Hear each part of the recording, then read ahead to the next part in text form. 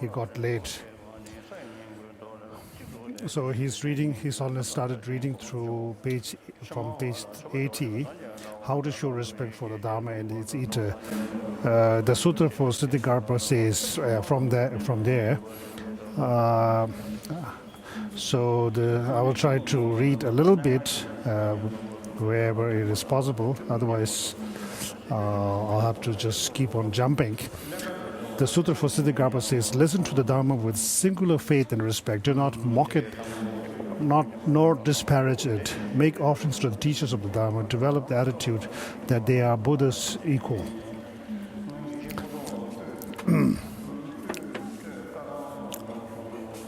You must pay the same respect to the teachers of Dharma when you listen to their teachings as you would to your teacher, to our teacher Buddha.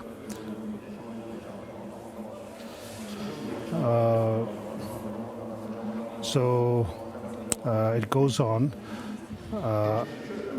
Asanga's Bodhisattva level says that you must listen quite free of delusions, the mind undistracted by the 5 things explained before.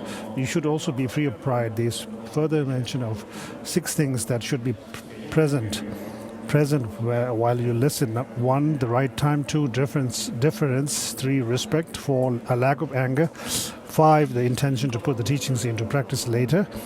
6, an absence of arguing with the teacher. Let us take the first of these, the right time. The Guru must give a teaching if he feels happy to do so, if he has no other pressing duties, etc. So you would not request or listen to his teachings whenever it suits you, as this would be most presumptuous and selfish. Geshe Buddha was once staying in Kakang Monastery in the uplands of the Central Province, editing many scriptural texts, which was a headache. A man came to him and requested teachings. Geshe Buddha stood up and, adopting a rather angry manner, drove the man away. The man beat a hasty retreat, which only goes to show you should be skilled in your timing. One shows deference through prostrations and rising in the teacher's presence. Paying respect includes washing his hands and feet. A lack of anger is not getting upset if you have to do a chore on his behalf. Arguing with means being haughty.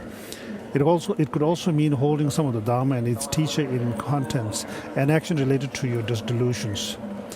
One should also not dwell on the 5 things: his degenerate ethics, his low caste, his poor clothes, his poor way of speaking or bad usage of words, and his use of unpleasant language. One must give up any idea of seeing these 5 things as false. The next section is the actual way to listen to the Dharma. So it begins. This has 2 parts. 1, abandoning the 3 types of faults hindering one from becoming a worthy vessel, and 2, cultivating the 6 helpful attitudes. The next section is abandoning the 3 types of faults hindering one from becoming a worthy vessel. These 3 are as follows: the fault of being like an upturned vessel, the fault of being like a stained vessel, and 3, the fault of being like a leaky vessel. The fault of being like an upturned vessel. If a vessel is upturned, no matter how much nourishing liquid is poured over it, none of the nourishment will go inside. Your body may be sitting among the audience of a teaching, but you will understand nothing if your mind is distracted and your ears are not taking in what is being said. This is no difference from not going to the teaching at all. You must listen like a deer, an animal much attached to sound. You must give the teaching your full attention.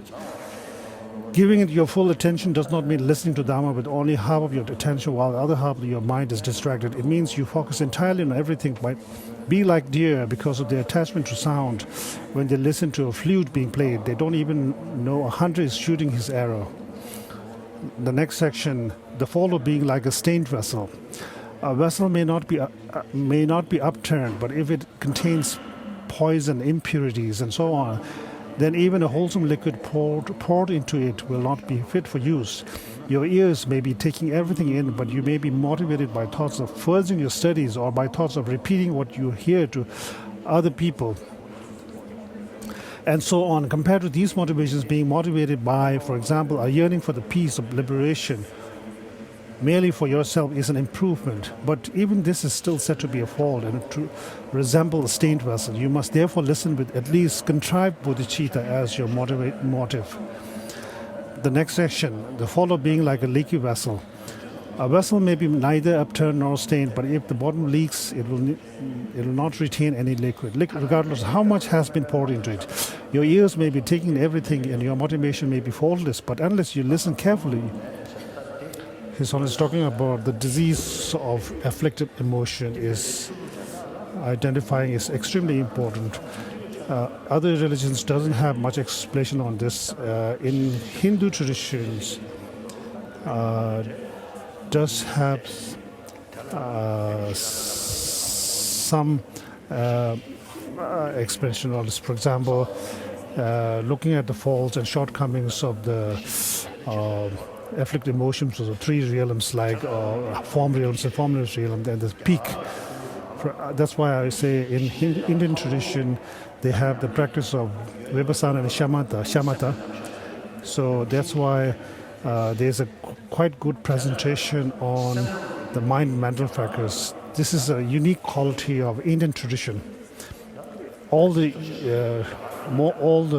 major religious traditions developed in India have shared this on mental phenomenology. But our Indian friends are not paying that much interest in that these days, other than just emphasizing on doing worship practice. But there are some individual scholars who are paying interest and who know quite a lot about that. Recently, I was attending the World Hindu Congress in Delhi.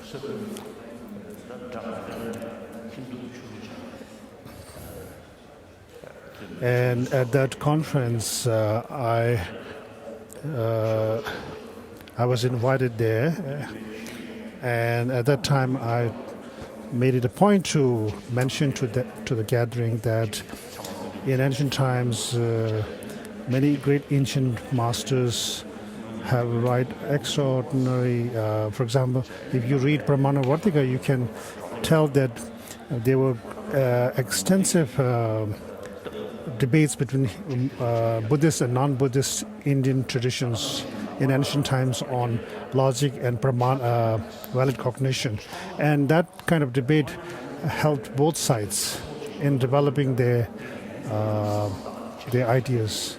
Because when one side put forth a strong refutation, the other side feels compelled to think deeper. And, for example, I mentioned at that time about the direct cognition and selective cognition, and also on the different, the number of valid cognitions, and what is the definition of valid reasoning, the three qualities of valid reasoning, like that. So I told them to pay attention to these things and sort of revisit the ancient tradition.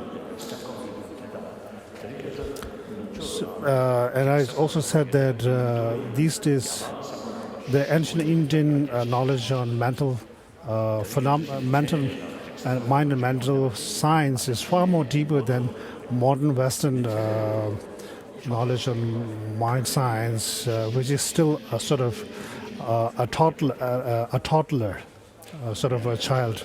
But scientists just don't stay there. They keep on researching and keep on developing and evolving.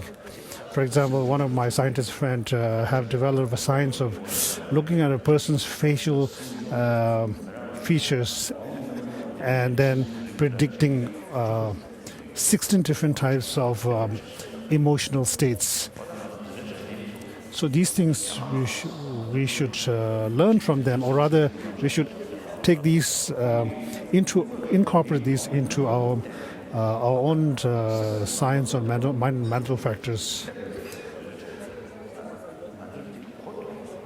We should understand them.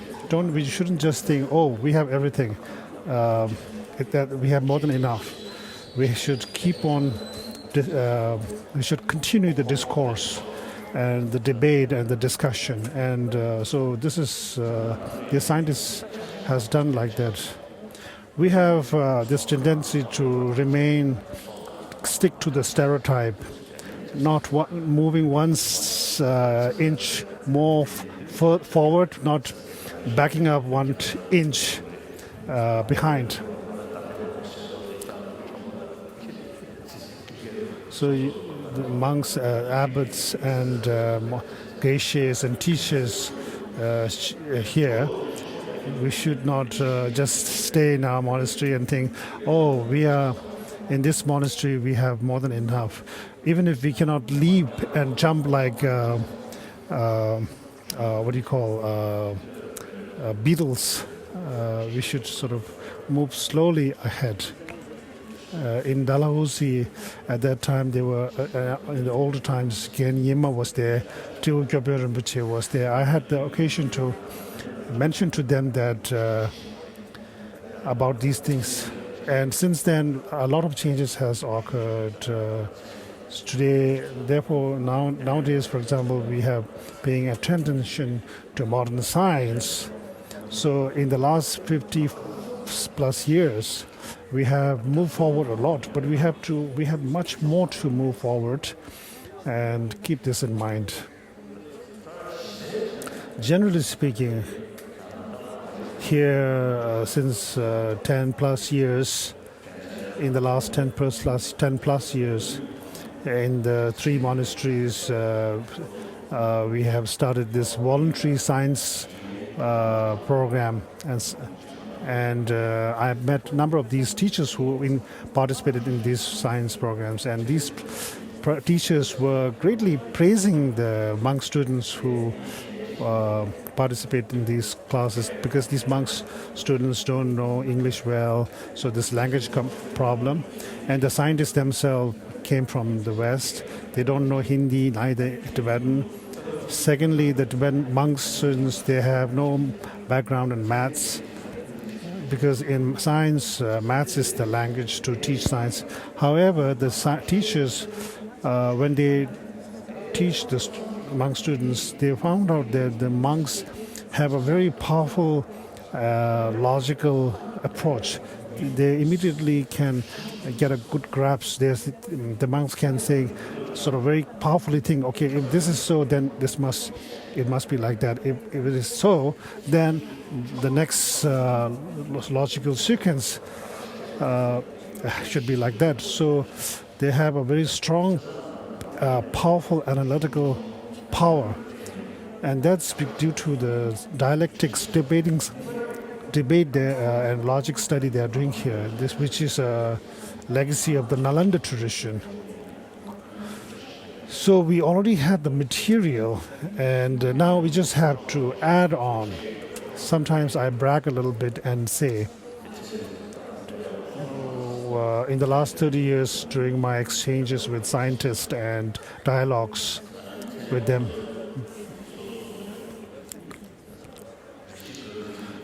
many of the scientists specialize in their own special fields, and when they make presentations, they make such remarkable presentations. But if you listen carefully, you can see sometimes see there are some contradictions. And later on, I mentioned to them with great respect that you said this at the beginning, you said another thing at the end, and then don't you think there's a slight contradiction there? And then they are saying, oh, this is something we have to rethink over. So even though they are big scientists, so we, on the other hand, are so used to trained in this Buddhist Nalanda tradition of analyzing and debating, and that helps to even use that same skill in every other, even in modern fields like science, and then make us confident to talk to them and debate with them. So we do have this skill is really remarkable. So this is just a side talk. So we have a very rich heritage on debate, logic, and mental science. So on this field, like even within India, within Indian traditions, non-Buddhist Hindu traditions, sort of they have very limited, very thing to say on this thing, and the Nalanda tradition that we are preserving has a lot to say. So we should carry on and continue the dialogue and the discourse, and further make progress. So in this world, the reason why there are so many problems is because we are not able to look at afflictive emotions as fault, negative. Also, those who believe in God, they just single-pointedly believe in God, but they are not able to look at afflictive emotions as destructive. Look at those people who are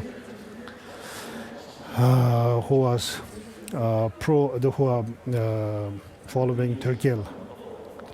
I'm feeling compassion to them. Look at their continuum, the afflictive emotion in them. If I advise them, they are not listening, and they have every freedom to do so. I cannot help. Even the Buddha doesn't have power to stop people from thinking and doing what they want. How can I have that power?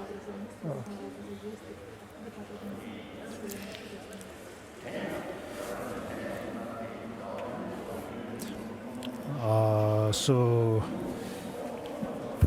page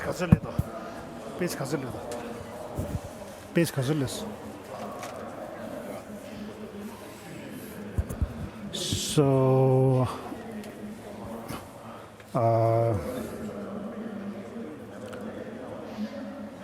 so His Holiness His Holiness passed to is right now on the section on cultivating the 6 helpful attitudes, and then out of which the first one is the developing the attitude that you are like a patient.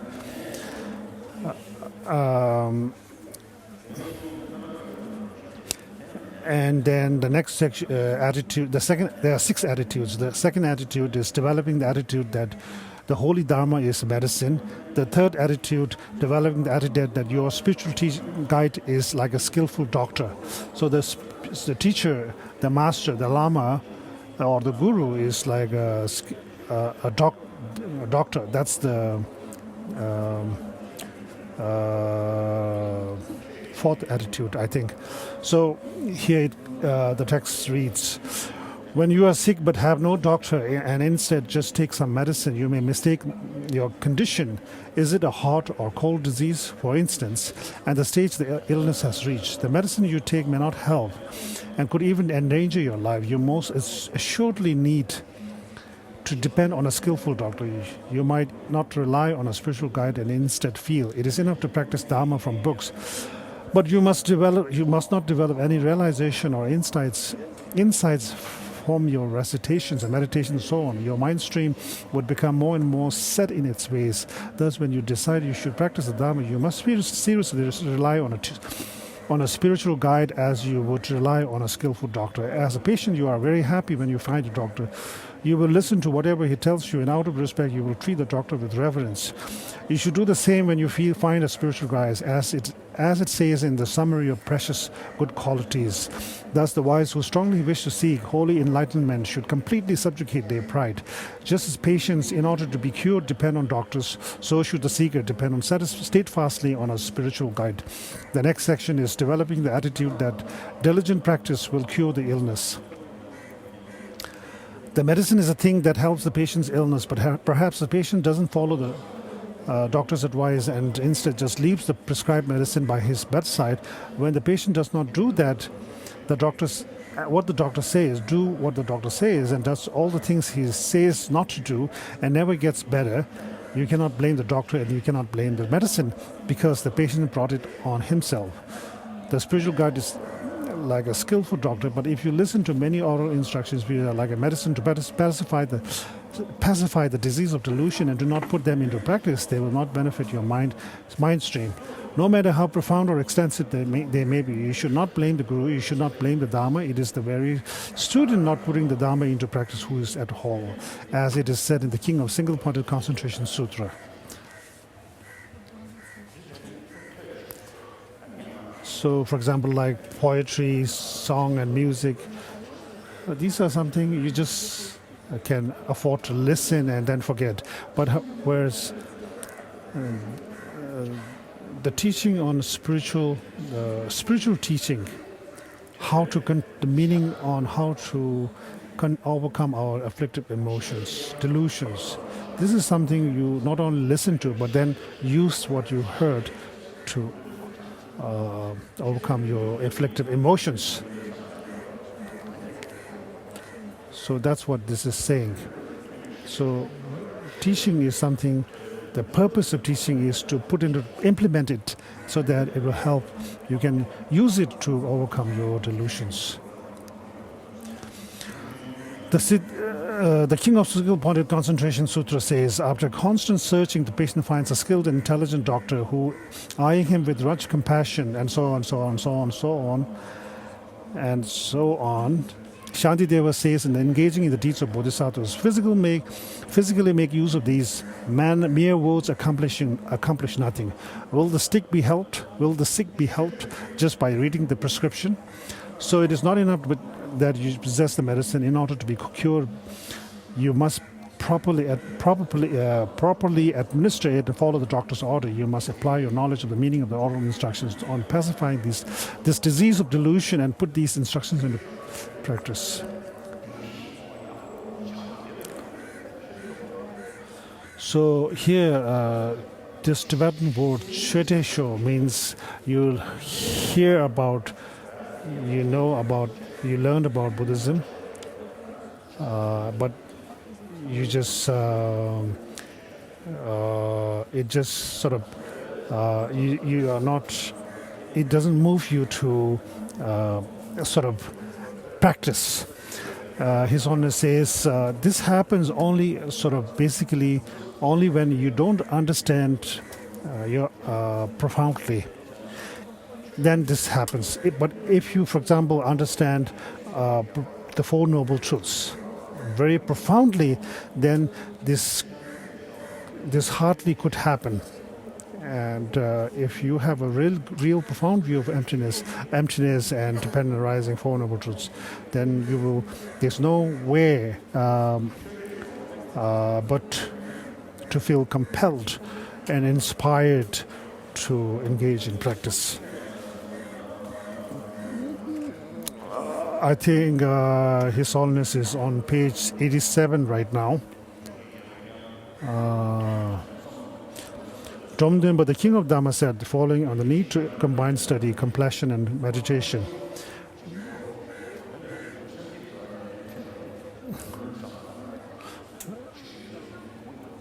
Many must the Azong of Sharzim Monastery and Ganden Lamrim, they were telling, and many others like them are saying that even from the time they were studying as a student the Prajna Paramita, they have started to put into practice what they learn in the script, in the text, in their syllabus. So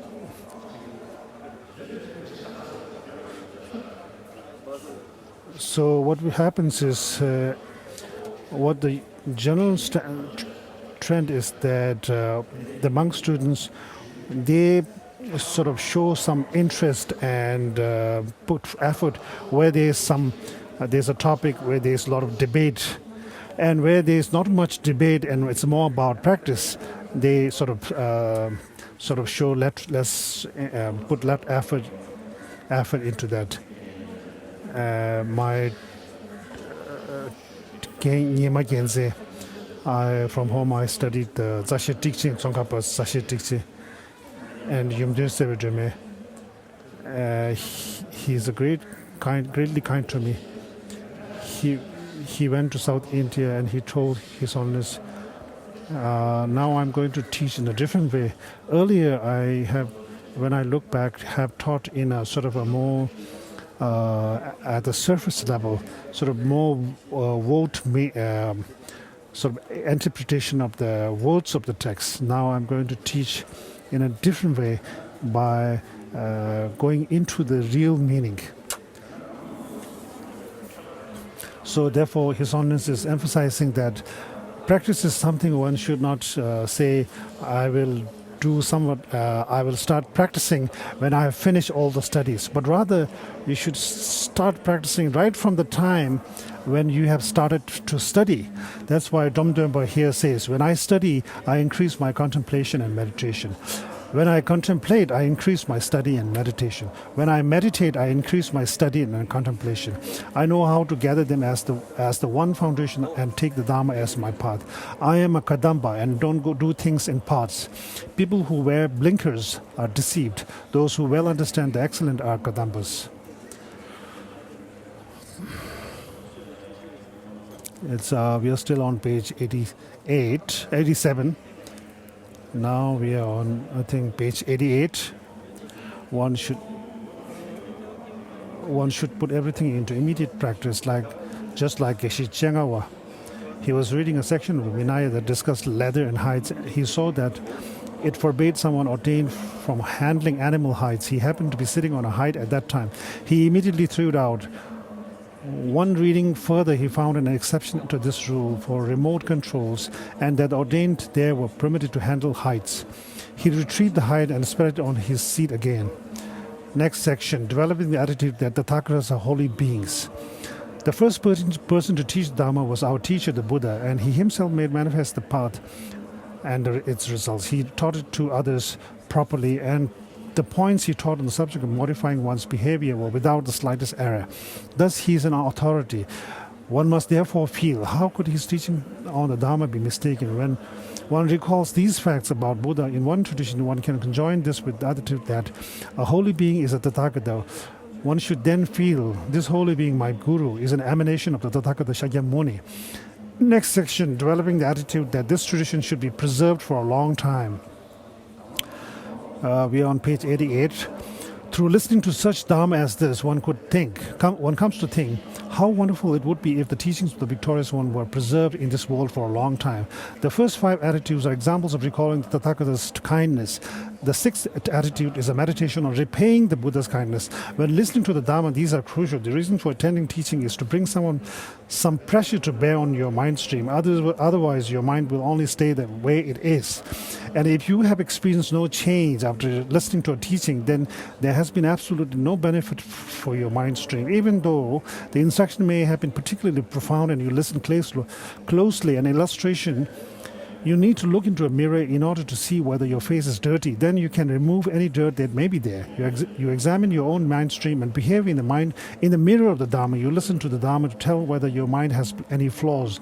If you find any, you should be distressed and think, has my mind come to this? You will then want to do all you can to rid yourself of the false. The Jataka tales tell us, when I see the form of my evil deeds clearly in the mirror of the Dharma, my mind is horribly tormented.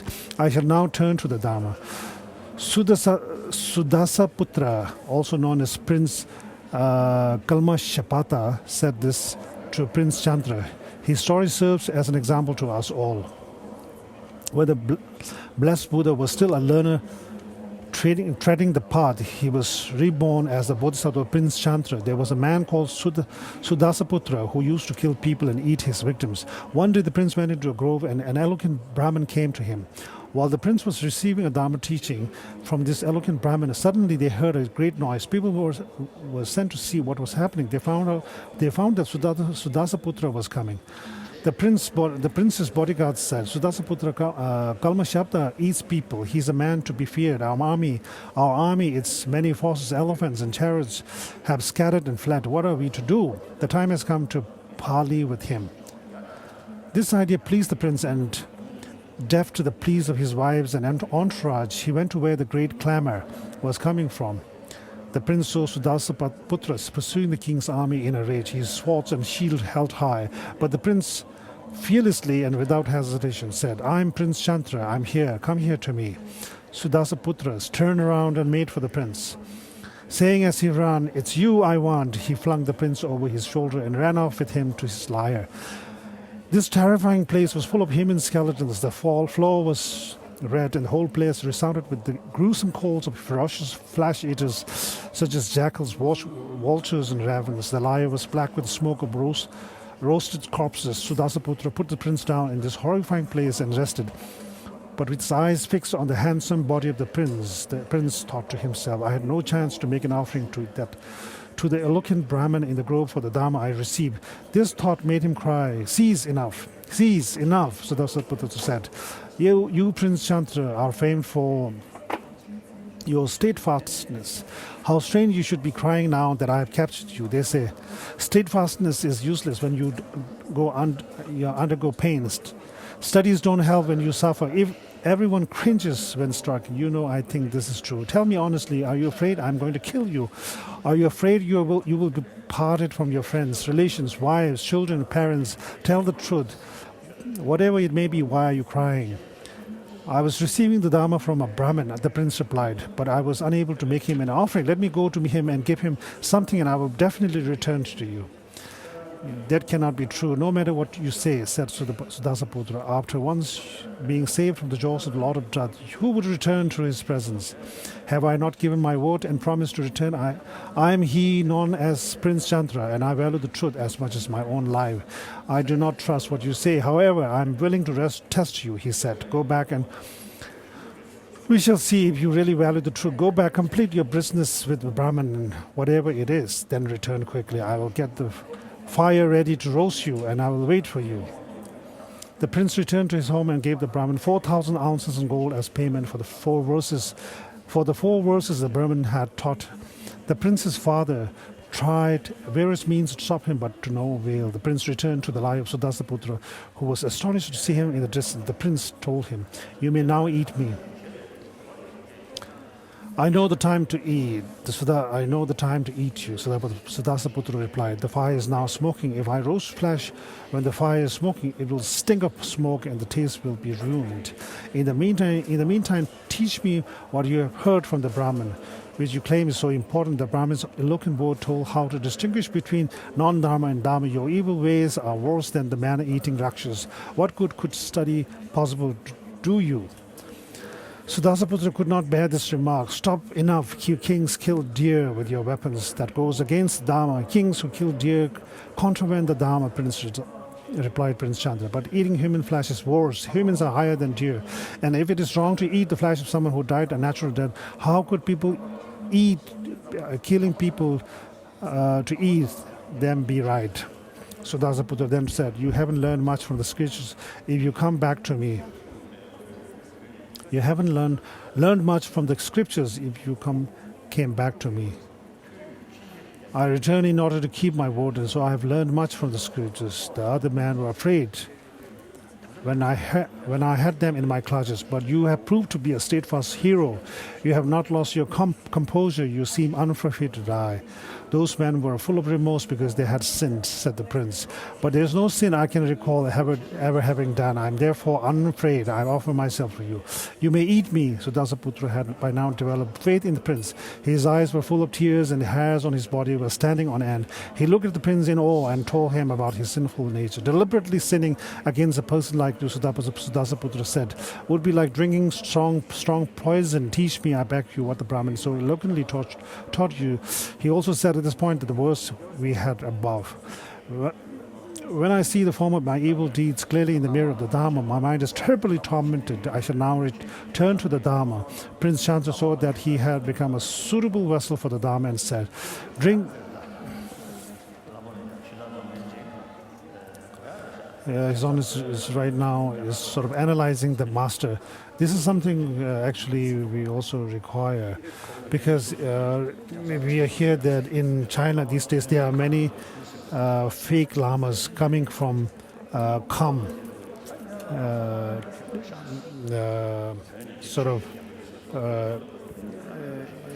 cheating disciples. So I met one Chinese man who was saying this. I told him then, don't treat them like masters. Just treat them as a friend, and ask them more questions on Dharma. So it is. It's okay to consult somebody, learn Dharma from some monks, but it's also one should also make sure that you ask a lot of questions, question the Lama, and so this is very important. Otherwise, some fake lamas cheat students, and it's disgrace for the Dharma. I know one person called Tilletes, who was the 13th Dalai Lama's horsekeeper. He went to see a doctor and told him to be careful. So Tilletes got a little offended and said back to the doctor, the doctors have to be careful also. So if the Lama tells us we have to be careful, do this and do that, then we should tell back. You Lamas also should do the same thing.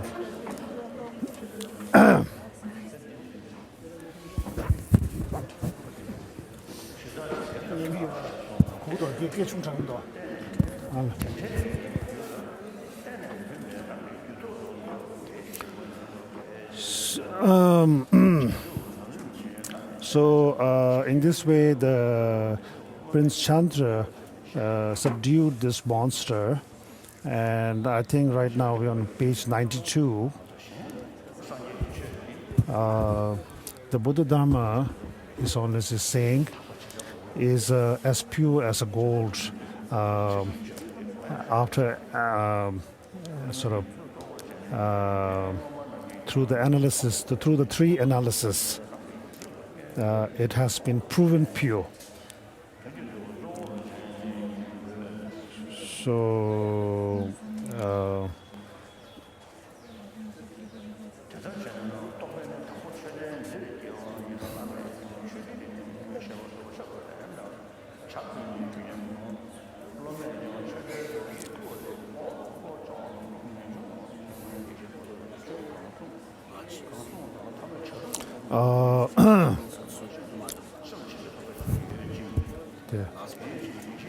we are on the last paragraph of page 92.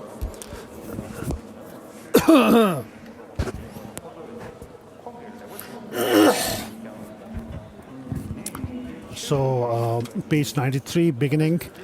Whatever Geshe Pothowa taught benefited people's mind, even his anecdotes about birds. There was also a great scholar called Geshe Chugye, but his instructions were not beneficial for the mind, no matter how profound or extensive they were. Some people mentioned this to Pothowa, and Pothowa said, all his teachings are rather eloquent, but there is a difference between the way we teach. Pothowa was asked to explain further. He teaches in order to communicate facts, while all my Dharma targets the internal. That is the difference in our teaching. So His Holiness says, if the Buddha's teachings, because all the Buddha's teaching is to subdue the delusions and based on reality and fact, therefore all the logic and inferences in Buddhism are ultimately based on actual facts, direct perceptions. So out of the four valid facts, valid statement, valid treatises, and valid as far as valid cognition arises in you. First, experiential or cognition comes first, then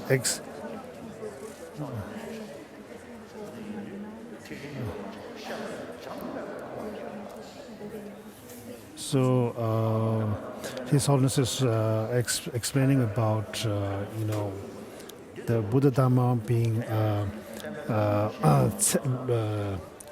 Nung Tsema, Danger Tsema means like unmistaken, the Buddha thing faultless, and it's based on what is called as the four kinds of four standard what do you call faultless characters, and also His Holiness was explaining about how valid cognitions arise in our mind regarding conviction in a certain point, standard statements set in the scriptures. So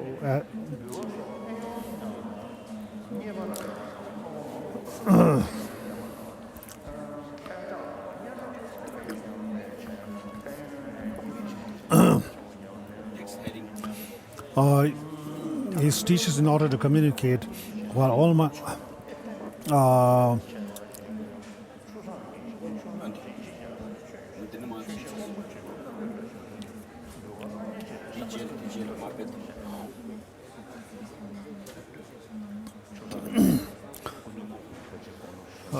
when 13th Dalai Lama was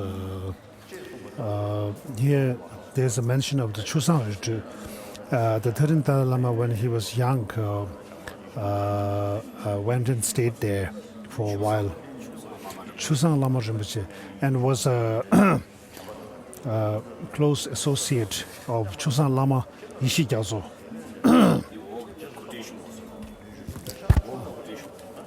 So that's why this text says here, as Chusang Lama Rinpoche Yishi Gyaltso said, I overheard him giving teaching and initiations. He does these well, but I was deeply saddened when he eagerly took pledges for donations. In other words, this must not happen. Our teaching is most beneficial when the teacher cares nothing for material offerings. He cares nothing for. The plea for altruism Sutta mentions 20 benefits. Maitreya, Genpema Genze and Ling Rinpoche also used to say, some geishas, after finishing their geisha examination, they start giving classes to monks, students, and then their knowledge start becoming better and better. Therefore, you shouldn't stop studying after you have finished your geisha examination, because after your studies, you should continue study, and your real knowledge of Dharma, Buddhist philosophy, becomes better after that.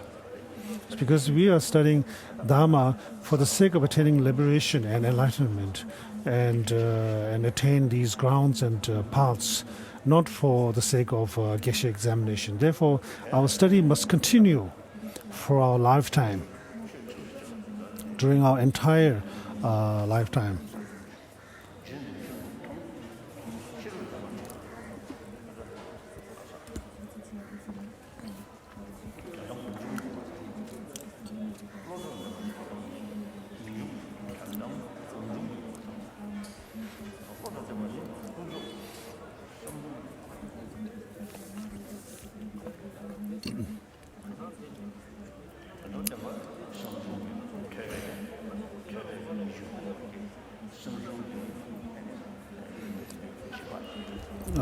Ultimate truth. His Holiness is talking about the 3 stages of the understanding: learning, contemplation, and meditation, meditative knowledge. The knowledge you attain through studying, obtained through contemplation or analysis, and then knowledge, the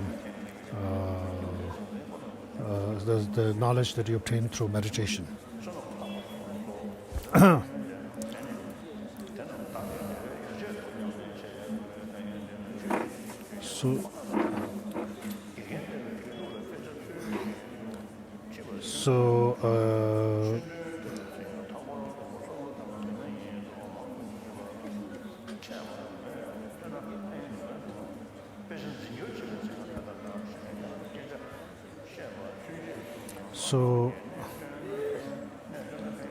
So you will. It says we are still in page, and at the end of page 95, you will receive the benefits if you do this. Do the same thing when you memorize a text.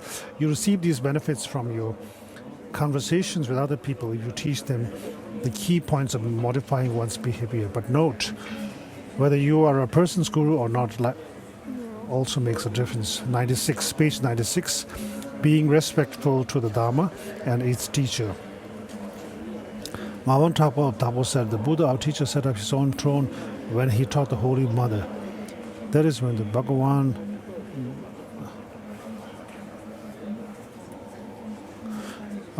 when the first Buddha convocation was held, Ananda and other speakers were seated on a pile of 500 saffron shawls provided by other arhats.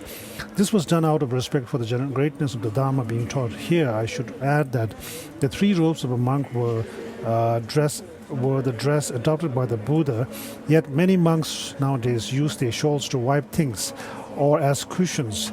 It is utterly wrong to do this. These are the Dharma must be respected because of its greatness. You must recall our teacher's good qualities and his kindness and develop respect. What to think and what do while teaching. What to think. This is the section, next section.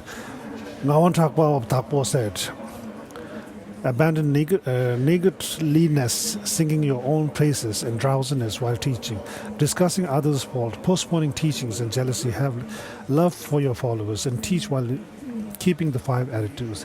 Think that the virtues of teaching properly are the provisions for your happiness. That is, don't hold back with the key points of instruction, for that would be a form of miserliness with the teaching. During your Dharma teachings, you should not sing your own praises by saying, in the past, I even did this, that, and other.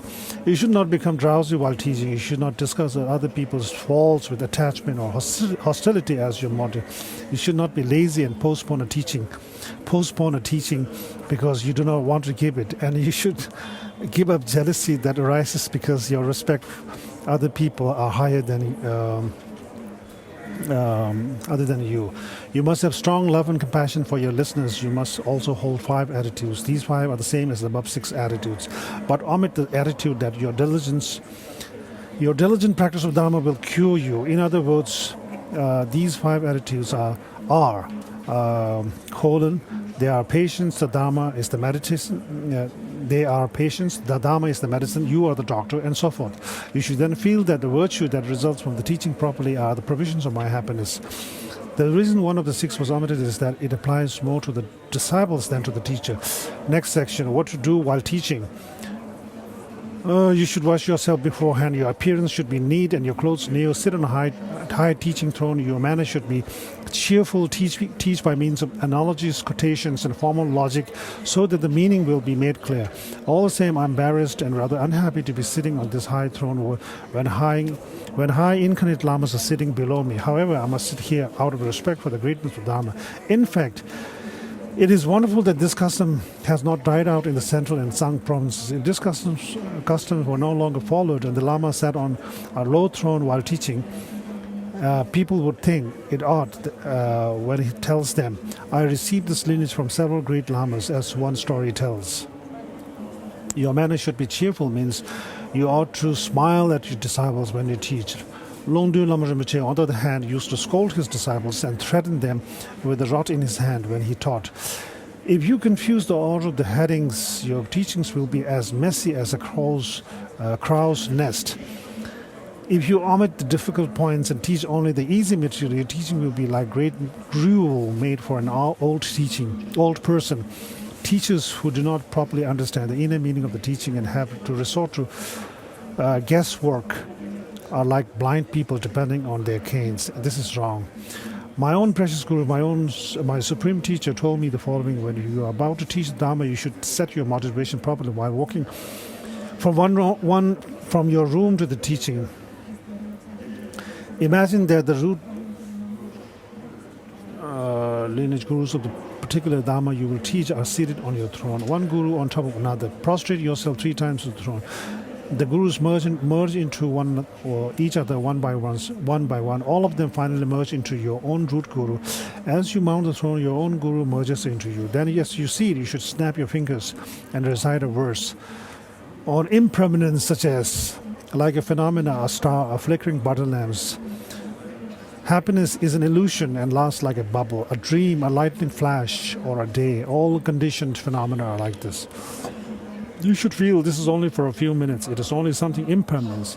Suppress any inflated opinion you may have of yourself. Otherwise, as my Lama told me, you might develop pride when you sit on the high throne and feel, now I am someone important.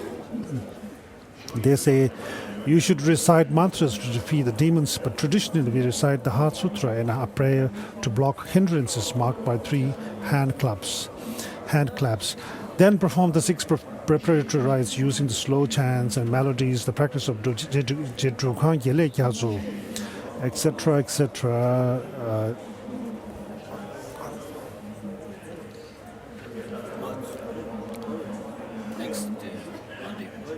His Holiness is on page 99 on the section, the difference between the people you should teach and those you should not. So,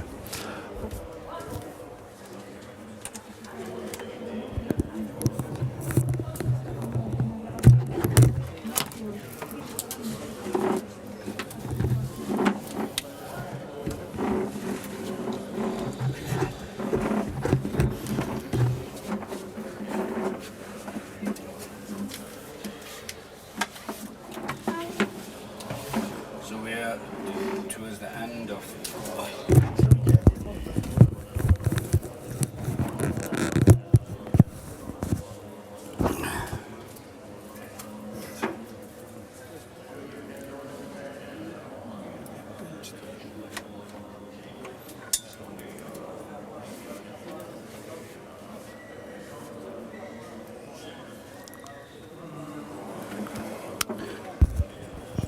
it seems 2 pages are missing in the new edition, the soft copy. Mundgod. So we are at this subtopic called the difference between the people you should teach and those you should not. In general, as it is, it says in the transmission. So of the Vinaya, do not teach anything that has not been requested. In other words, it is not right to give something you have not been requested to teach.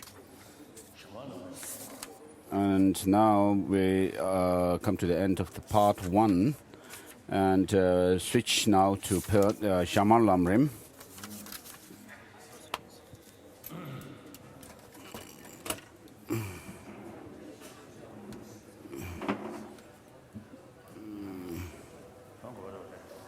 거로 걸음 시다라 쇼에 다가라래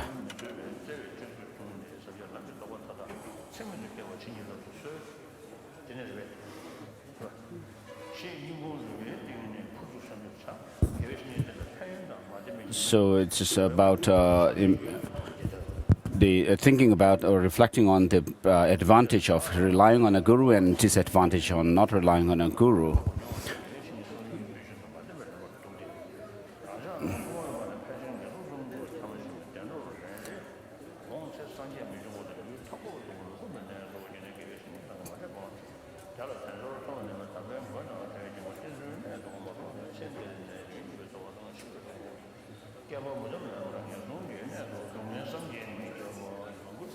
Holiness, remember transfer cover.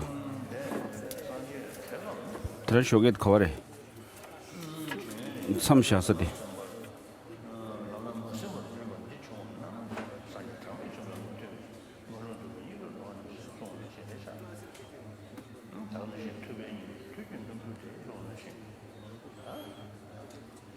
So single-pointed application to the practice as given in the path, please. The embodied nature of the 4 Buddha Kayas, Buddha bodies, and the embodiment of the sources of refuge, or else, in short, utter the following verse: you are the combined nature of all the sources of refuge, gurus, Ishtadevas, Triratna, and others. O my Savior, I rely upon you, none other. So I supplicate you. 28.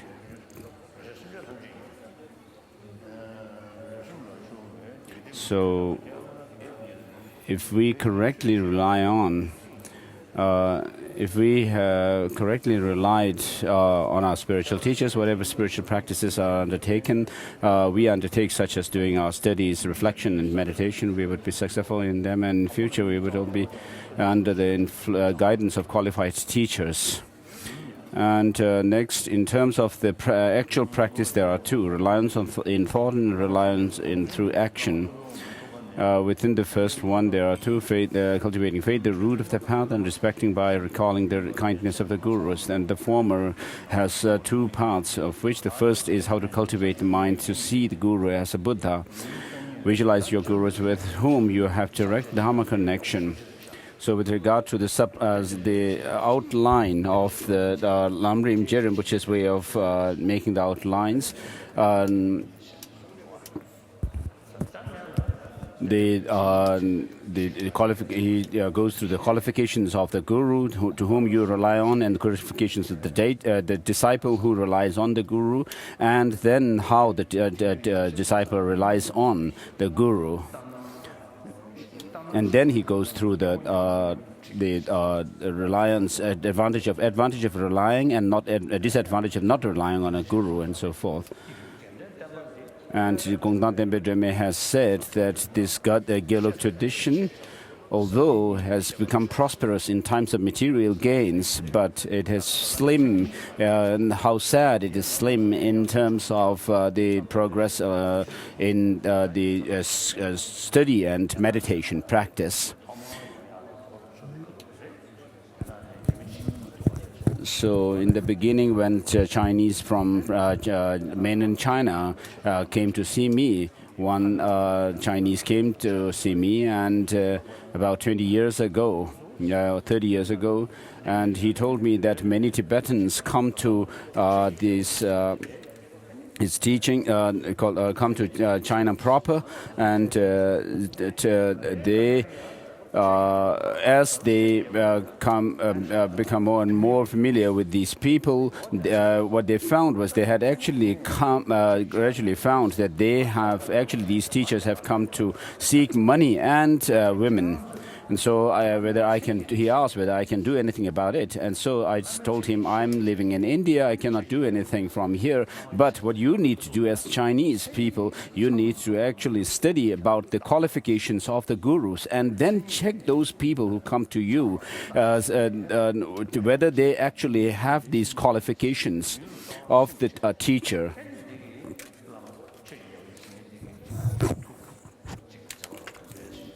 And so when you next time find these people who call themselves Dharma kings, you should actually investigate and check them whether they actually have those guru qualifications of as a master or not.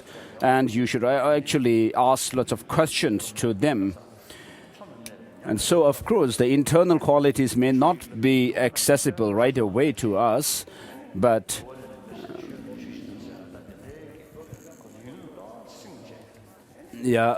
as we have in our logical text that from some kingfishers flying above some region, we can kind of infer from afar that there is a water there.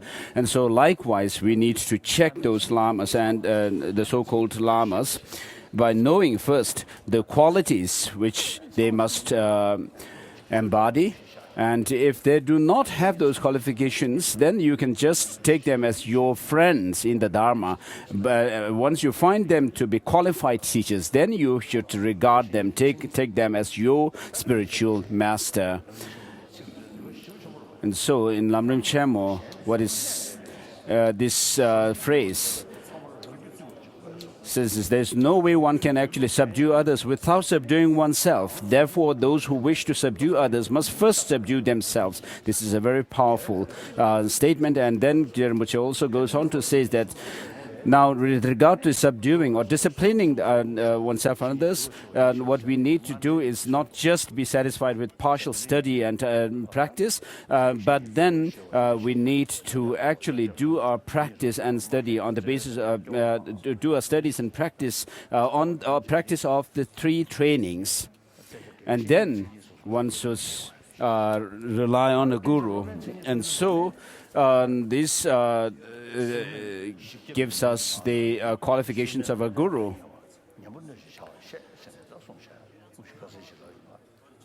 And then in Lamrim Chamo, when it comes to the qualifications of a disciple, it says one must be unbiased, have intelligence and aspiration to practice. And therefore, once you have found the guru,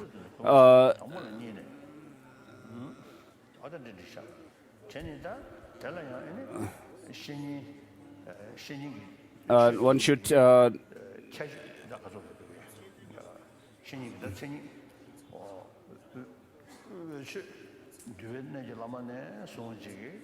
and so with regard to qualifications of the guru, beginning with the Vinaya up to the Tantra, we have the qualifications in terms of the sutra, the 10 qualifications of a guru, which are given in the Mahayana Sutra Alamkara. And then the Tantric gurus have their own qualifications that are mentioned in the, for example, the text like 50 stanzas on guru devotion. So first, you visualize your guru in front of you, and from his heart you should imagine your root guru surrounded by the other gurus, and then reflect on the advantage of relying on a guru and disadvantage of not relying, and then you should decide that you must rely on a guru. And then reflecting on the disadvantage of the wrong reliance of a guru, then you should actually decide that you will rely on a guru properly and correctly.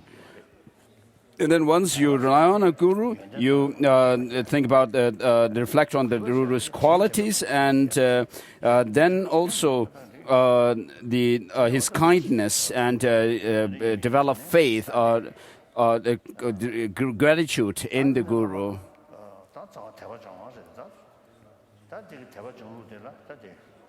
And so with regards to developing the faith in the guru,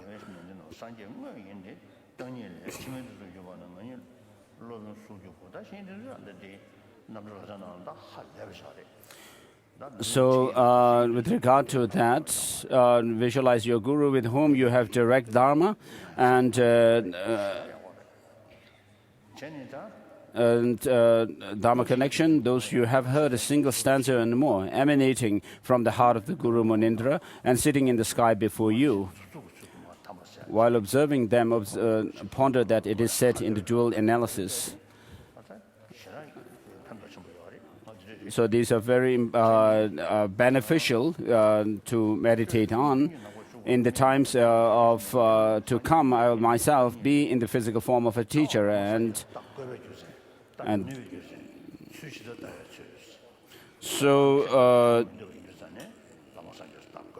so because you want gain, you should see the purpose or the reason that you should rely on a teacher, and that you can rely on a teacher, and how you would rely on a teacher.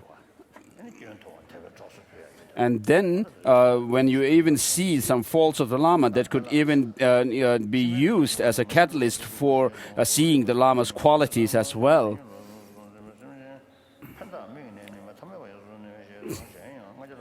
And in the Vajra 10th Tantra, it says, you who is known as a Vajrasattva, you assume the form of a teacher. Aiming to benefit sentient beings, you reside in an ordinary form.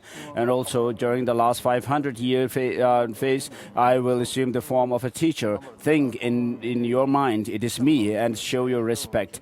And so, know that the victorious Vajradhara himself prophesies that in the future there will come a time known as the last 500 years, which is when the Dharma is at its lowest ebb, and a time intensely rife with the 5 degenerations. And as such, at such a time, Vajradhara has said that since the disciples to be would be very unfortunate if he manifested in the form of a supreme emanation body, those beings will have no access to him. So he told they should not be disappointed, since he would serve the interests of others in form of which would be suitably accessible to the sentient beings themselves, and therefore they should perceive the person who appears to them as their teacher as Vajradhara himself, and should be respectful to him accordingly.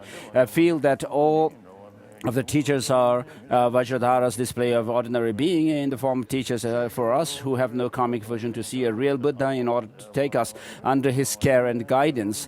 Since a single guru appearing in ordinary form cannot display all the enlightened deeds, Vajradhara has shown in many forms, different forms of guru, manifesting as a guru for reading alphabet.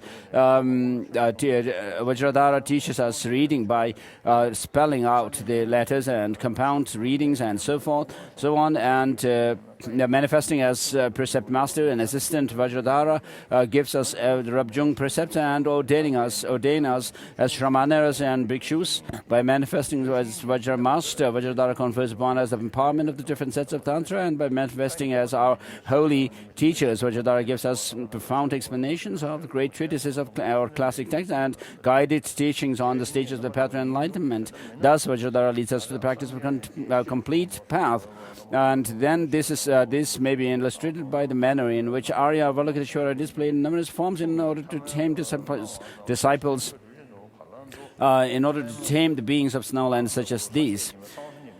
First, he procreated the human race in Tibet. Then, by assuming kingship, he prescribed the 16 moral principles for human beings. And by assuming the form of translators and teachers, he disseminated the precious teaching of the conqueror through the translation of the Dharmas.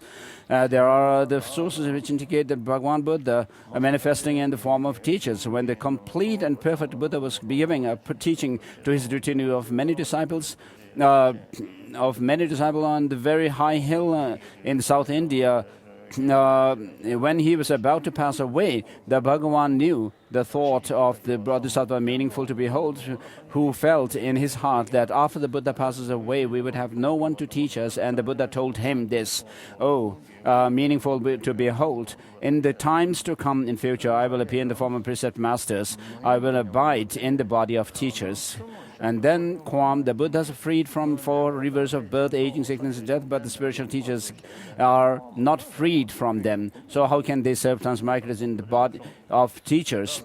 In order to clear such qualms, it is stated in the same sutra, meaningful to behold, in order to make the sentient being's nature mature, I shall appear being born, aging, sick, and dying as well. So, as found extensively in these lines and others, feel that the Bhagavan manifests in the form of spiritual teachers in order to help sentient beings. Otherwise, the Buddhas would not have taken us under their care. Yet the fact that we have become monastics and come across the Dharma signifies we are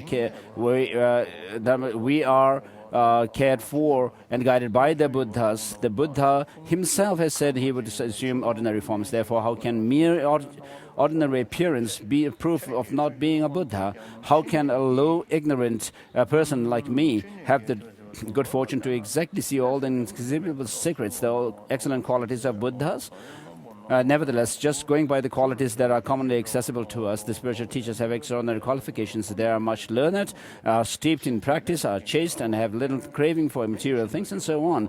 And judging by the way the teachers serve us disciples, they must have been intentionally manifested by the Buddhas for our sake. Therefore, pray, O Guru Deity, bless me and all sentient beings to be able to see all our spiritual teachers as real Munindra Vajradharas. So seeing the faults of lamas turning as catalysts for us to have more further strengthen our faith further is really, really important. So we have no access, direct access to the enlightened beings, the Buddhas, and even the Bodhisattvas on the pure grounds. We do not have access to them. And when Buddhas appear in the form of manifestations, the Nirvana-kaya form, then we have access to the Buddhas. There have been innumerable Buddhas and Bodhisattvas in the past, and also scholar adepts, masters. We have not been able to catch up to them, but the lamas whom we have direct connection with, who appear like us, then if we cannot see the qualities, and so by receiving their teachings and also thinking about, by seeing the Lama and also being able to receive teachings and think about the teachings and so forth, is merely because the Lama appears in an ordinary form. Otherwise we would not be able to even to have access to these teachings and see the lamas. If they were to remain in the Sambhogakaya form and the Dharmakaya, then we would not have that kind of access to. And therefore, appearing in ordinary form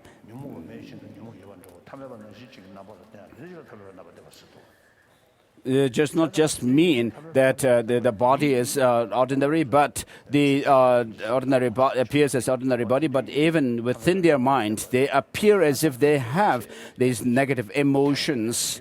And therefore, because of appearing in such a form, it is we should feel grateful to the lamas for their kindness.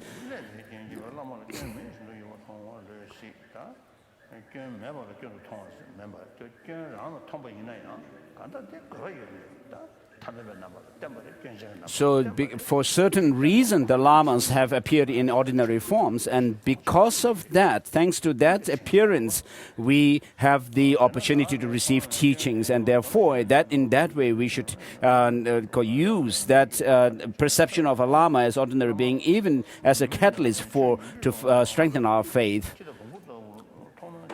So you may have come, the Buddha have eliminated all the faults and attained positive qualities, but my teachers have many faults, like having full mind,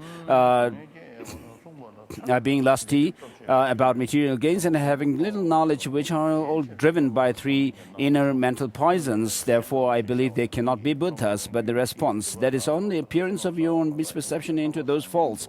As it is found in the sutras, that in the past, people like Lekar or Devadatta created immense negative karmas due to their impure perception of Buddha, and because of which they, in spite of actually seeing him in person, found the Buddha to be conglomerate of faults, and though the Buddha did not exhibit those faults, they still perceived them in him due to their own mental delusion. So judging by this, that it is quite certain that since they are consciously manifested in ordinary forms, the faults seen in my teachers are apparent aspects. Moreover, if it is mentioned that even beings who have achieved high realizations could have wrong impressions about of their spiritual teachers, for example, a Sangha who had attained the third Bodhisattva ground, seeing Bhadarak Maitreya as an infested bitch, Maitrepa seeing Shavaripa, the master of Lord meditators, indulging in inappropriate things like killing swines, Naropa seeing Talopa roasting fishes alive, Tembuba, a novice a monk seeing the female deity Vajrayavarahi as a leprous old lady, the Buddha Jana seeing Sri Mitra as an old householder lady plowing her fields. Then for someone like me whose afflictive emotions have not diminished and who is replete with bondages, I am fundamentally bound to have all kinds of illusions. Even when under the influence of some temporary conditions, if we get illusion, like seeing a yellow conch which is incommensurate with the reality, that is a white conch. When you look at it while you are afflicted by jaundice, the snow mountain appearing as a blue mountain to a faulty sensory perception, trees appearing to move by when traveling in a boat, and so on. Then, while my mind stream is influenced by afflictive emotions since time immemorial, it is improbable that I could have the illusion that my gurus have the faults, even when they do not have faults. Therefore, all the faults that I perceive in my gurus appear to me not because they have those faults in reality, but rather it must be analogous to seeing the falling hairs from someone for someone with a certain blurred eyesight, even when there are no hairs falling. Given the immensity of the veils of our karma and destructive emotions, it's quite astonishing to see our guru as humans and even listen to teachings. What if we saw them as dogs and donkeys? It is said that when some hell being suffers intensely and when Buddhas, unable to bear them due to their compassion, go near them, they do not see the Buddhas with all their physical marks and signs of an excellent being because of being obscured by the negative karmas. Rather, they see frightful hell gods and suffer further. Furthermore, if whatever falls of a guru appearing to you must be true just as it appears, then you must accept that whatever impression dawns on your mind must necessarily be unmistaken. For you cannot claim that you may be mistaken about other things, but that it is impossible for you to be wrong about the positive attributes or faults of your gurus. That you cannot be mistaken about whatever appears to you is evidenced by the numerous illusions we have. Sometimes we feel close to some people who wish to deceive, but are ostensibly helpful to us. We make mistake exhortations from those who dig our mistakes to be retaliatory voices. So not all your appearances ensure reality. Even while seeing directly with our eyes, there is the appearance of true existence of visual objects and mirage appearance of water to be water. So even if the Buddhas exhibit as actual Buddhas, we would not be able to see them as apart from displaying ordinary aspects. Ipso facto, like us, there is no other way they could take us ordinary beings under their care, and hence we should feel grateful to them for showing in the ordinary form. If the Buddhas could even manifest as devils, the lame, and so forth, and so as long as it's beneficial to sentient beings, then what need to mention that they can show in the body of an ordinary spiritual teacher? This is so, as it is said in the Sutra of the Meeting with Father and Son. In the guise of Chakra Brahma and at times in the guise of devils, they serve the interests of sentient beings, but the worldlings do not realize it. In female guise, they enact deeds, and they even exist in the animal realm. Though unlustful, they appear desirous. Though not ferocious, they appear fierce. Though without ignorance, yet they appear ignorant. Though not mad, they appear crazy. Though all these kinds of manifestations, through all these manifestations, they tame the sentient beings. So my gurus only appear ordinary from the viewpoint of my turgid eyes, but in reality, they are emanations of the Buddhas. Therefore, may myself and all sentient beings never have misconceptions about our spiritual virtuous teachers, even for a moment. May we be blessed by our Guru deity to easily have faith in them, to see whatever they do as good. Having prayed thus, think from the Guru deity on my crown purifies all the misconceptions along with their imprints, but about their teachers our teachers are cleansed, and that all of us easily develop great faith in the Guru deity, which sees everything they do as perfect. Second, developing a respect by recollecting the kindness of the Guru deity. Focus our mind on your two gurus before you and ponder. These spiritual teachers are very kind to me. This precious human life I have now would not have happened without a cause, and thus it has come about through the causes comprising moral ethics and others. Even this morality, we would not have known how to observe well the morality of restraining the 10 non-virtuous actions, just as our teachers instructed us in the past, that we have now gained in this human life. Even though I may have gained a human life in my childhood, I did not know anything apart from merely crying and suckling milk. Without knowing a letter, I would not be able to read a word of the words of the Buddha and its exegesis, leave alone contemplating their meaning. And so my teacher for reading taught me reading the alphabet, reading words by spelling out the component letters, reading each word separately, and so on. Even if I may be liberated, if I had not gone forth to become a monastic, I would be directed by the numerous household works such as involuntary indulgence in negative actions of killing and others for the sake of my children and spouse, and I would be tending the field and cattle and hence miss out on practicing the Dharma. Thanks to my ordinary precept master, I could enter the Dharma door, feel well and happy for the time being, and steep myself in study, reflection, and meditation practices day and night round the clock. If I do not study, leave aside analyzing the difficult points of the Buddha scripture, I would not know even the coarse practices of what to avoid or adopt it. But because I have received many explanations of text and guided in experiential teachings from my spiritual teachers, I have found a small window of analysis into what practices are to be adopted and what discarded. If I do not integrate what I have studied into my being, but turn my mind outward at the time of death, it will be fruitless, but I would only have regrets. Nonetheless, thanks to my gurus, I presume I have directed my mind to practice of the Dharma. Though I may be arrogant about doing practice, all my effort would be insignificant if I am deceived by mistaking certain subtle focused mind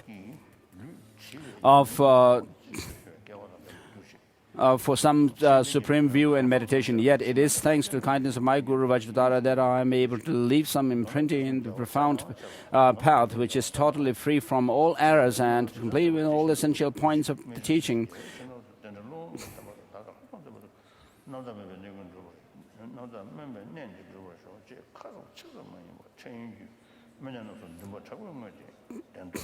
I could not be there during the times of all the scholar saints who appeared in their past, from peerless mighty sage to Nagarjuna Sangha, the elder Adisha, Drumtempa, and foremost master Tsongkhapa and his spiritual heirs, and so forth. Presently, I do not have the fortune to see the face and hear the voice of the Buddhas as numerous as the atoms of the Ganga who reside in the pure rams in the 10 directions. At such a time that my gurus kindly give me the fit instructions of the steps of the path to enlightenment, the quintessence of the gist of all the scriptures, which if I could put into practice, it is beyond doubt that I would be able to achieve the short-term goal of higher rebirth and ultimate goal of omniscience, whichever I pursued.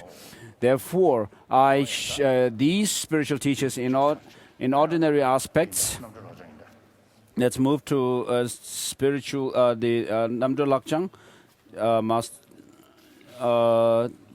Pabongka Rinpoche's text.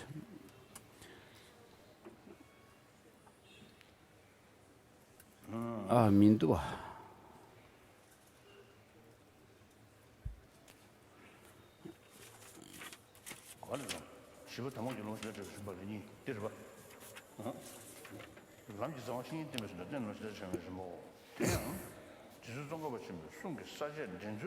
So what things to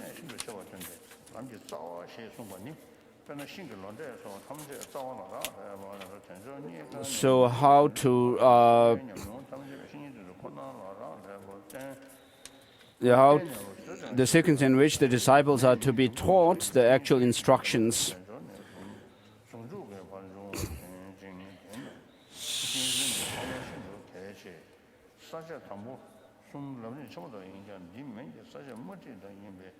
So on page 104,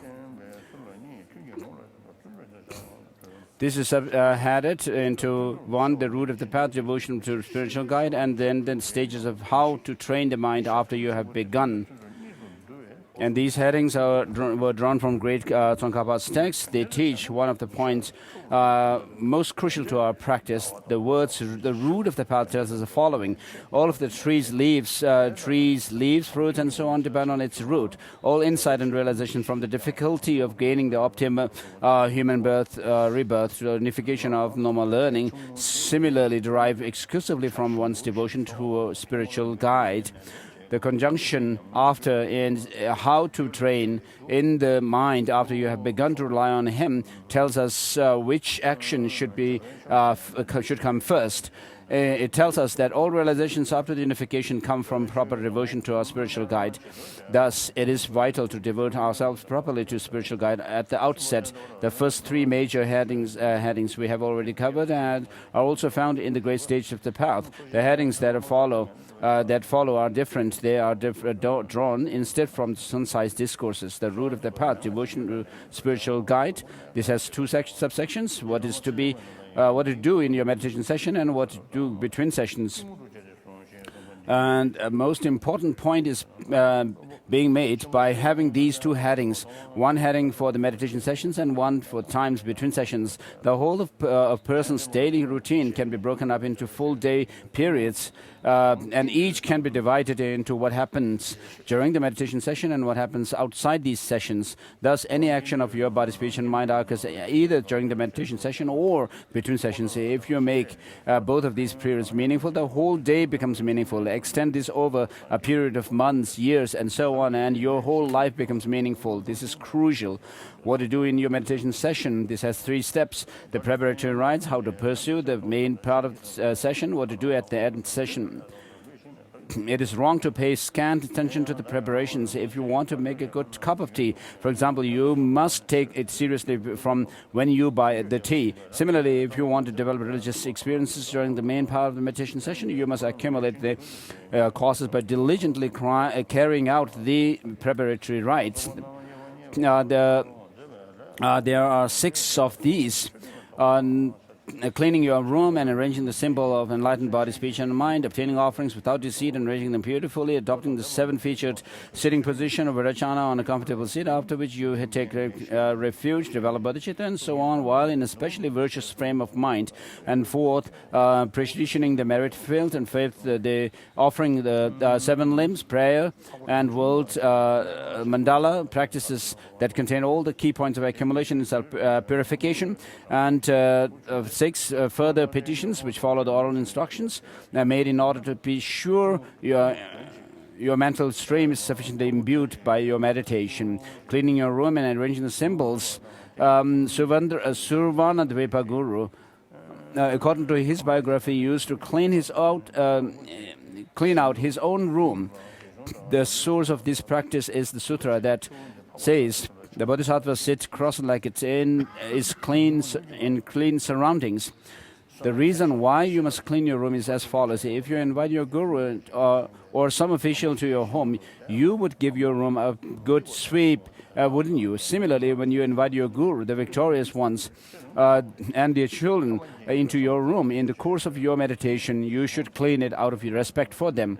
There is no benefit at all if you do this with the same motives as the lay cleaning staff of Padala, Sera, or Depung, for example, because they do their job for the sake of their own happiness or to impress others. Instead, you should feel you are doing this out of reverence and respect for the merit field, whom you will be inviting into your room as a prelude to pursuing a particular the meditation topic that you were taught in the Lamrim. You will be doing this meditation in order to achieve Buddhahood for the sake of sentient beings. And all sentient beings, it is most beneficial to think this way. One sutra tells of 5 benefits. One's mind will become clear. Other people's minds will become clear. It pleases the gods. One collects karma to be beautiful. And one will be reborn in celestial realms when one leaves this body. My own precious Guru told me that the gods who uphold virtue are constantly visiting the human realms and protecting people who... So this is to wake you up, those who have fallen asleep. This needs. Uphold virtue and constantly visiting and protecting people So if you have perhaps had a deep sleep, you might have heard me something, but very vaguely. Who practice Dharma properly, but not cleaning your room discourage them, and they cannot be offer their protection because they avoid unclean things and would be unable to surround you. And cleaning your room pleases your gurus, the Buddhas, and so on, not just the gods who uphold virtue. You will collect the karma of to be beautiful. This does not merely refer to having physical beauty. It will also cause you to have pure ethics.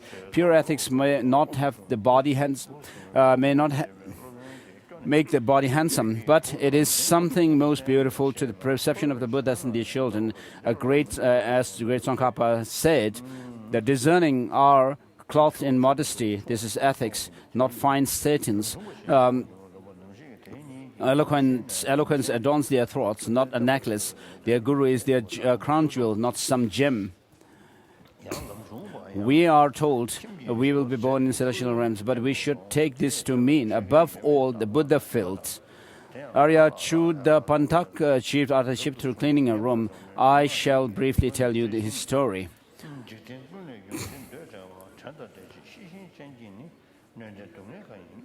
In the city of Shravasti, there was once a Brahmin. All his sons had died at birth. One of the old women of the neighborhood told him, "If ever you have another son, call me." The Brahmin did have a son and so summoned the old woman.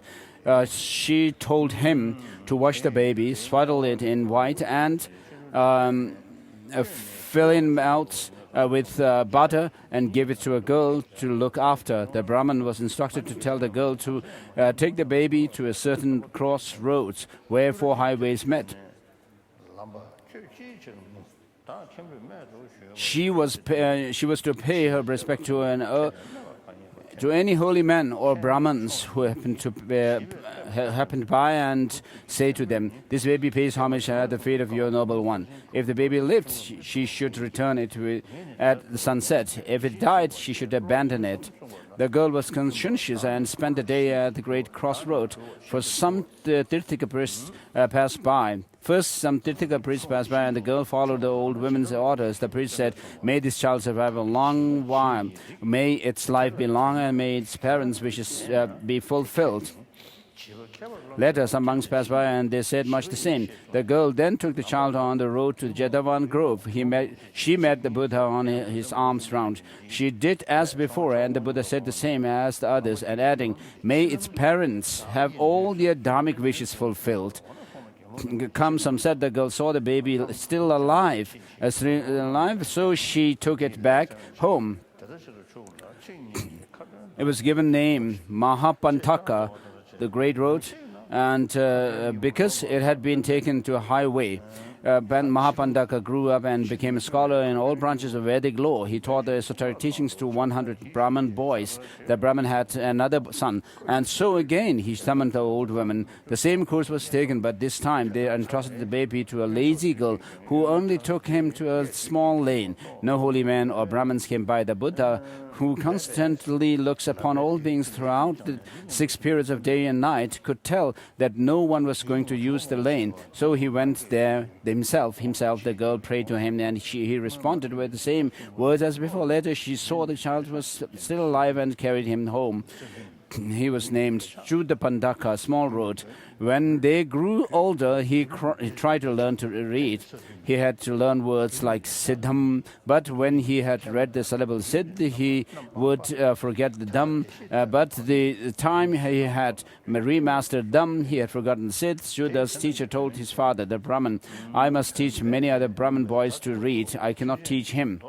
Judapandaka was sent to a professional reciter of the Vedas and made to read these. First, he had to study the word Om Bu.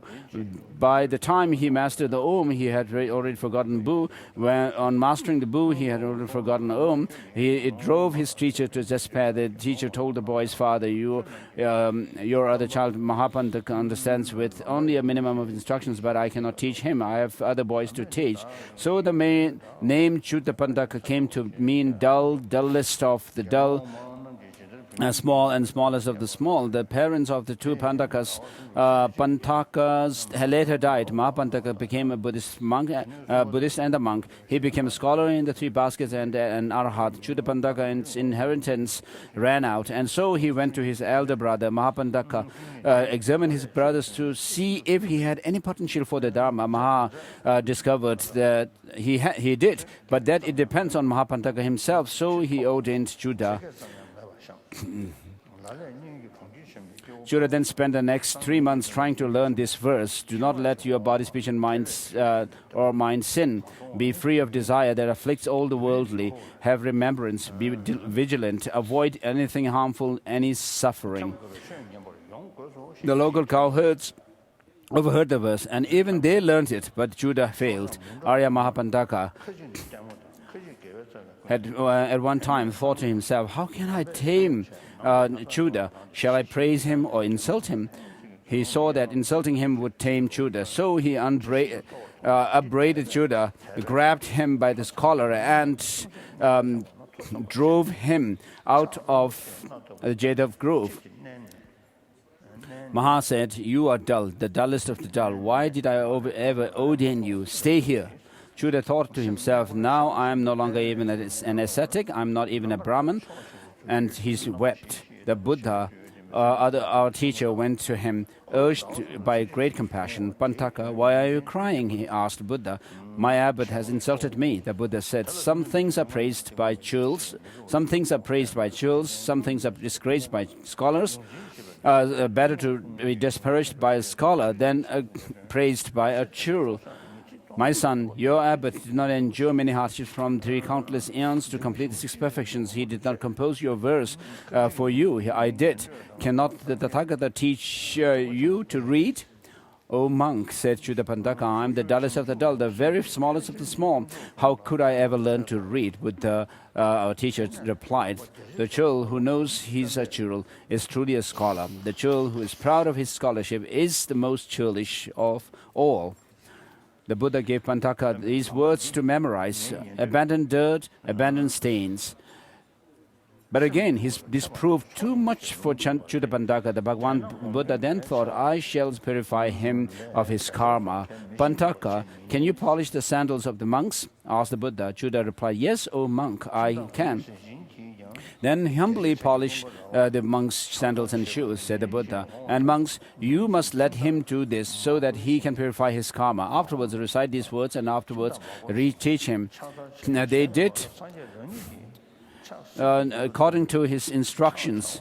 Then, when Chuda had learned the second recitation, the Buddha told him, you no longer have to polish these sandals. Do the second recitation while you sweep our temple. Now that Chuda had been given the job of sweeping the temple, he developed perseverance while he swept.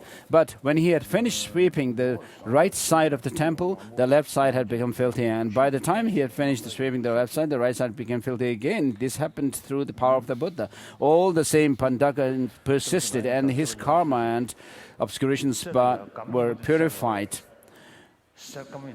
So I used to be very naughty. In Potala, there were some very old trunks. Some of them had some gold paintings, and some of them contained the clothes of the previous Dalai Lamas. I have never seen any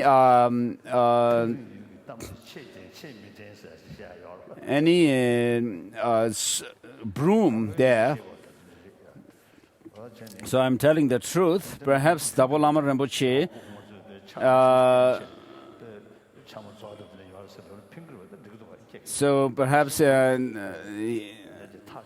Dalai Lama Rinpoche had said those words in order to help beings, because it would be beneficial to say that the previous Dalai Lamas also used to sweep their own rooms and so forth, and there are many brooms, old brooms.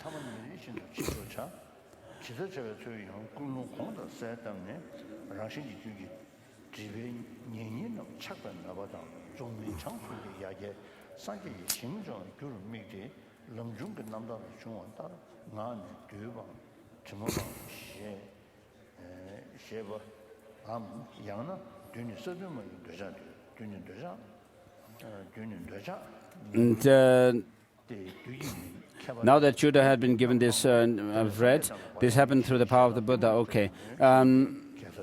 And when the teacher said abandoned dirt, abandoned stain, did he mean internal and external dirt? Then into his mind 3 verses he had never heard before. Here, dirt is attachment, not dirt. Dirt is the name for attachment, not for dirt. Scholars reject this kind of dirt. They scrupulously follow the Sugata's teachings. Here, dirt is hostility, not dirt. Dirt is the name for hostility, not dirt. Scholars reject this kind of dirt. They scrupulously follow the Sugata's teachings. Here, dirt is benighted ignorance, not dirt, and so forth, and so on. He tried to fathom these verses, and through his meditations, he received arhatship. He achieved arhatship. By the way, this is how the verses appear in the sutra. Texts on the preparatory rites and oral tradition of the gurus give this version of the verse. Dirt is not the dirt on the ground, it is dirt of attachment. So we'll stop here.